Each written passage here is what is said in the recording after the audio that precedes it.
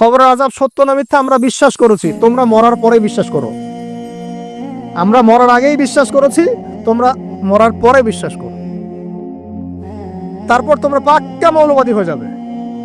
মরার পরে যখন কঠিন কবরের আযাব শুরু হবে, দেখবা যে আইনাল ইয়াকিন। ইয়াকিন কয়েক প্রকার হয়। একটা হচ্ছে আপনার আইনাল ইয়াকিন, হাক্কুল ইয়াকিন, এরকম কথা আছে কোরআনে। মানে আইনাল ইয়াকিন মানে চোখে দেখলাম এবার বিশ্বাস করলাম। রব্বানা আবসারনা ওয়া সামি'না ফারজি'না না'মাল সালিহান ইন্না মুকিনুন। আছে না সূরা আলিফ লাম মিম সিজদা, হাফেজে কোরআন যারা আছেন, আল্লাহর সামনে জাহান্নামীরা বলবে রব্বানা, হে আমাদের রব, আবসারনা, এই যে দেখলাম তোমার আযাব দেখেছি আমরা, এখন পরকালের কথা, ওয়া সামি'না, এই যে শুনতে পাচ্ছি এখন আযাব, ফারজি'না, আমাদেরকে ফিরিয়ে দিন। কোথায় ফিরিয়ে দিবে? দুনিয়ায়। না'মাল সালিহান, আমরা সৎ কাজ করব, ইন্না মুকিনুন, আমাদের ইয়াকিন হয়ে গেছে এখন। তার মানে সবাই বিশ্বাস করবে একদিন না একদিন, তাই তো?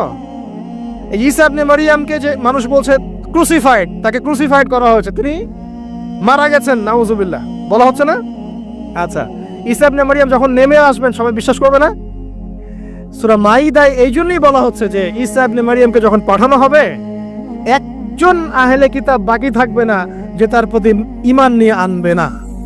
এমন একজন মানুষ তখন খুঁজে পাওয়া যাবে না যে তার প্রতি ঈমান আনবে না আহলে কিতাবদের মধ্যে।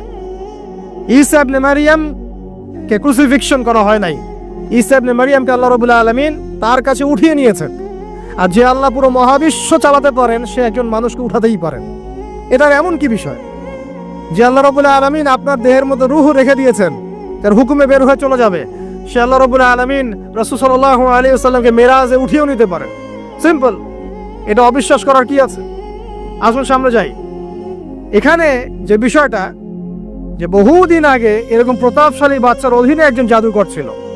এই জাদুকরের যখন বয়সটা বুড়ো হয়ে গেল, তখন সে তার ওই বাচ্চাকে বলছে যে আমার তো বয়স শেষ, আমার এই বিশাল জ্ঞানগুলো কি করব?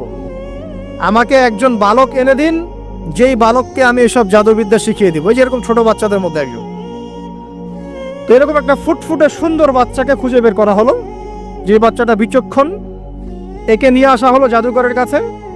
এবার জাদুকর তাকে জ্ঞান শিখায়, জাদু শিখায়। জাদু শিখাতে শিখাতে শিখাতে শিখাতে সে একটু পরিণত হচ্ছে, মানে কৈশোরে পদার্পণ করলো।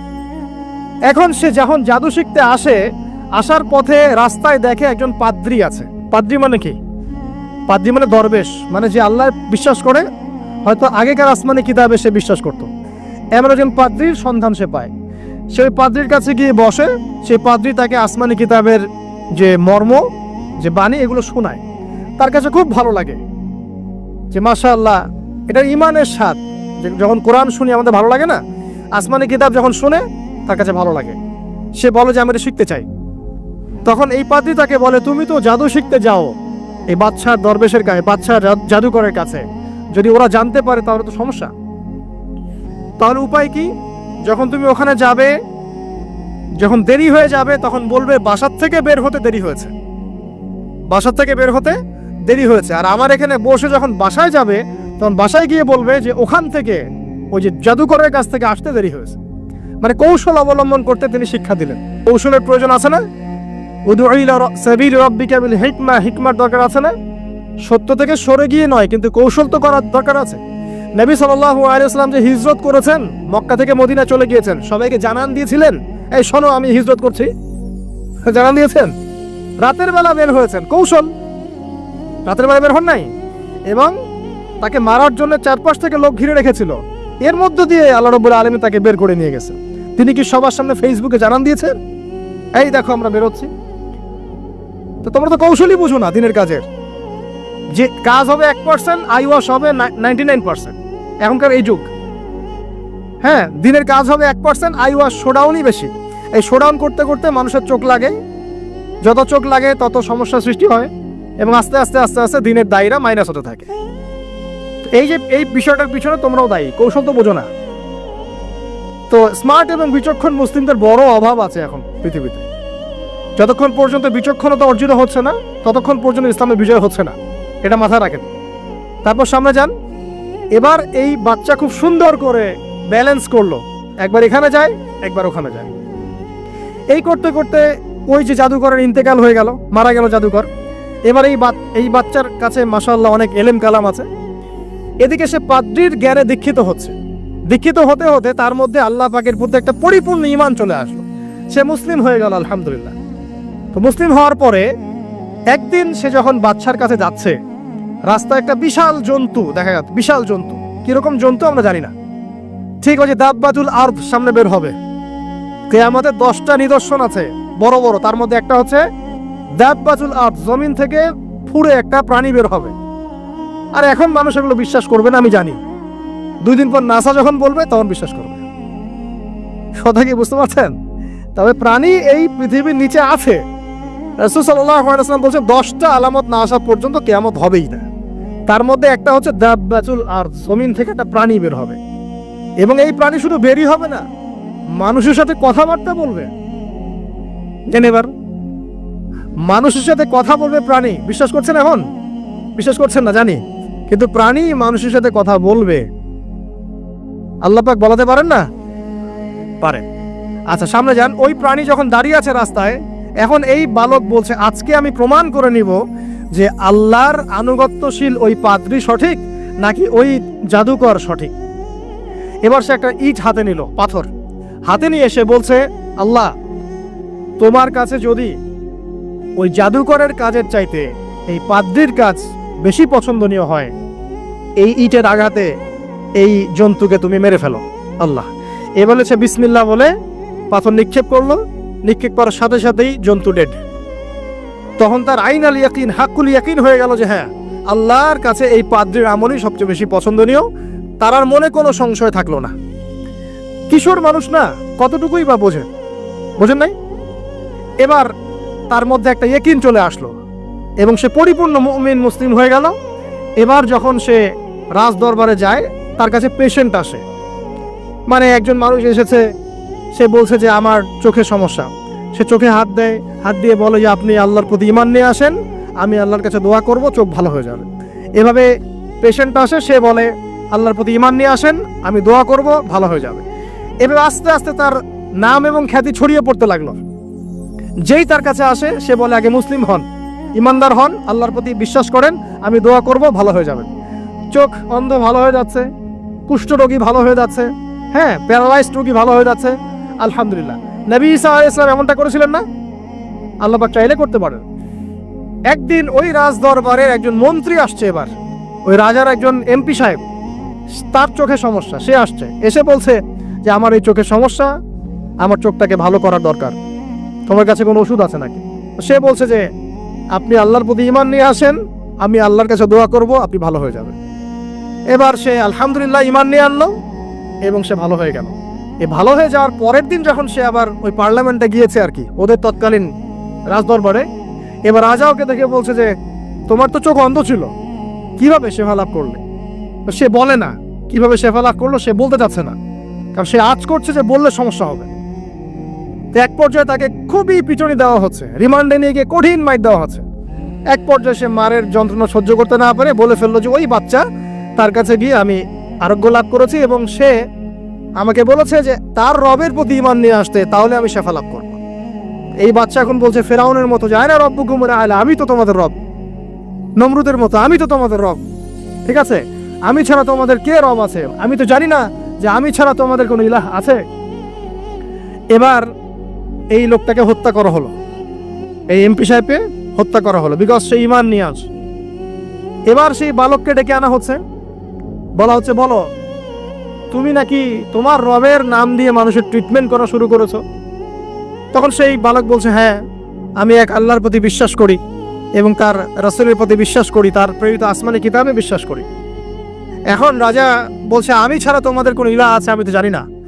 এই সৈন্যবাহিনী শোনো, এই বালককে ধরো, ধরে নিয়ে গিয়ে উঁচু পাহাড়ে নিয়ে যাও, ওখান থেকে ফেলে দাও।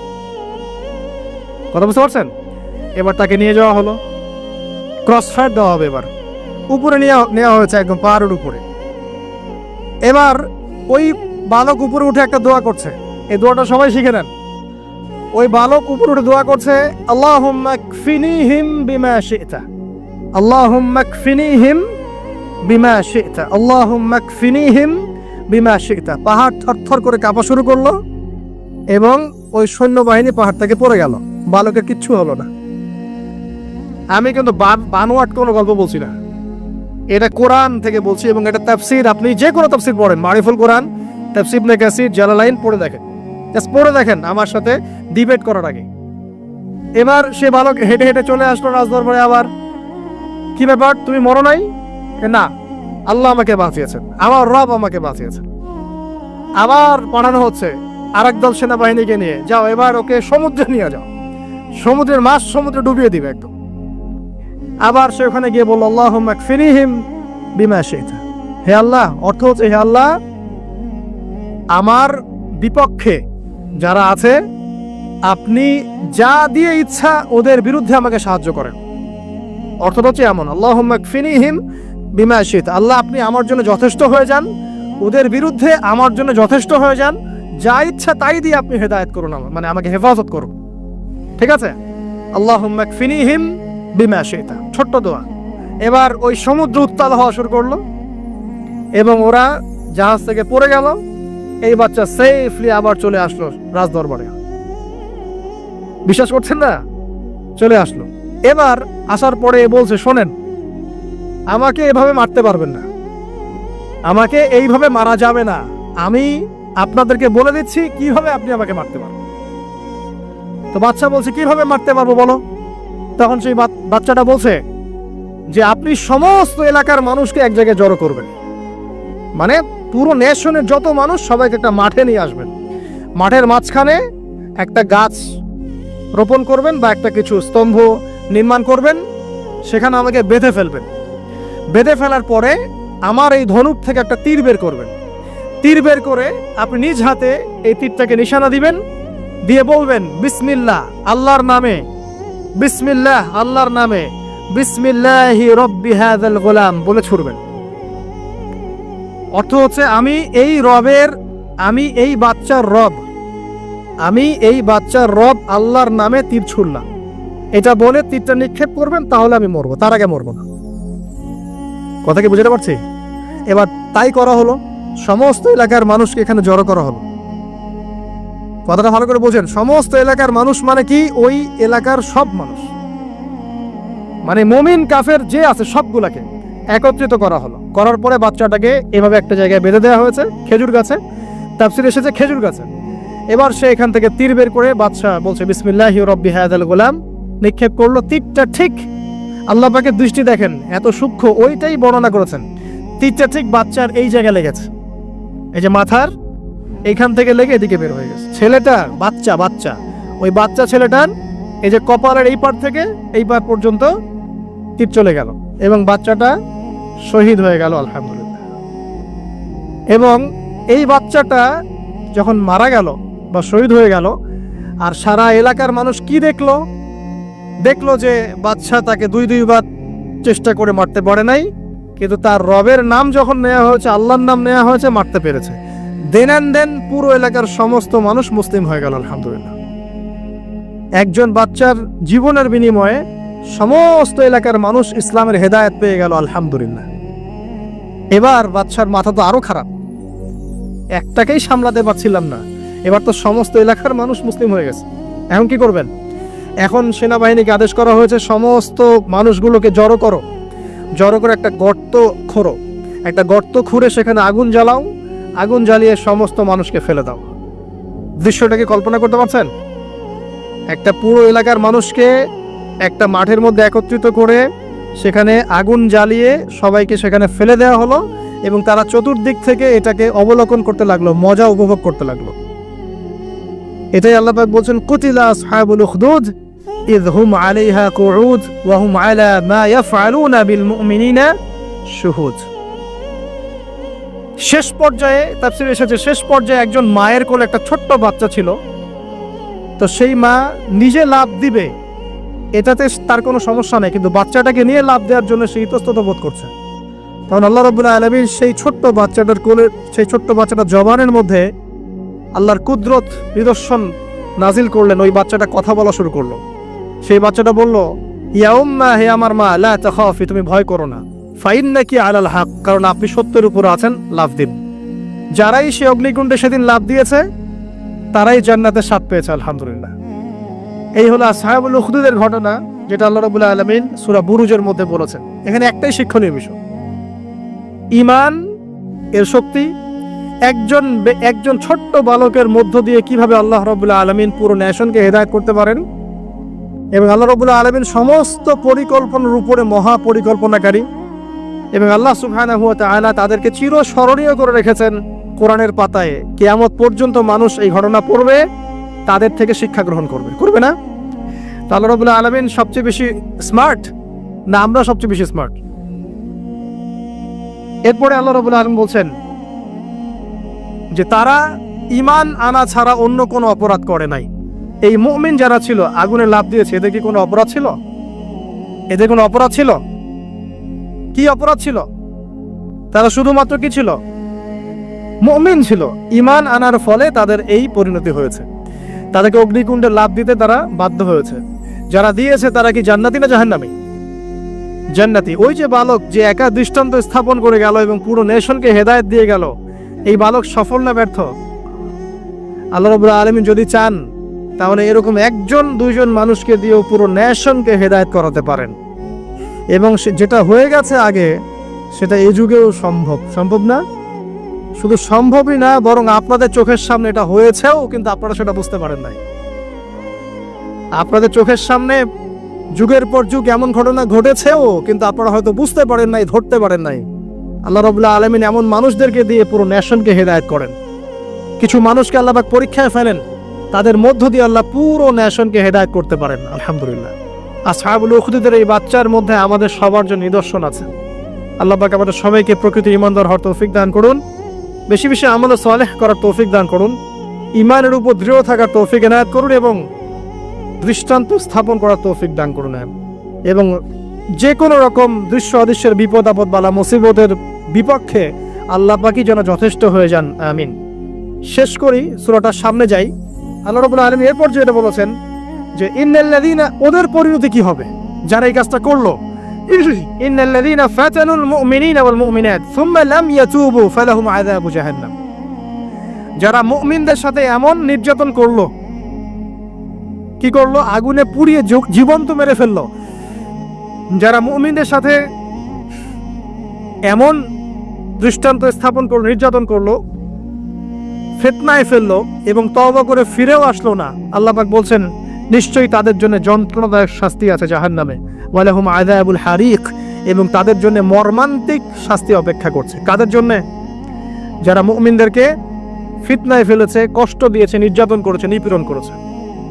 তারপর আল্লাহ পাক বলেন ইন্নাল্লাযীনা আমানু ওয়া আমিলুস সালিহাত লাহুম জান্নাতুন তাজরি মিন তাহতিহাল আনহার। আর যারা এই পরীক্ষায় উত্তীর্ণ হয়ে গেল, যাদেরকে আসহাবুল উখদুদরা ফেলে দিল গর্তে, যারা আগুনে লাফ দিল, অগ্নি পরীক্ষা দিল, আল্লাহ পাক বলছেন এরা সফল হয়েছে, এরা জান্নাতে যাবে যার তলদেশ দিয়ে নহর সমূহ প্রবাহিত হচ্ছে। আলহামদুলিল্লাহ। ওয়াযালিকাল ফাউজুল কাবীর। আর এটা হচ্ছে সবচেয়ে বড় সাফল্য, এটাই হচ্ছে সাফল্যের চূড়ান্ত সংজ্ঞা। দুনিয়াতে আপনি কতটুকু খাচ্ছেন, পড়ছেন, কতটুকু ব্যবসা বাণিজ্য করছেন, কতটুকু স্ট্যাটাসের মালিক, এটা বড় কথা নয়। আপনি দিন শেষে জান্নাতে যেতে পারবো কিনা, এটাই বড় কথা। যদি জান্নাতে যেতে পারি ইনশাআল্লাহ তাআলা আমরা সফল।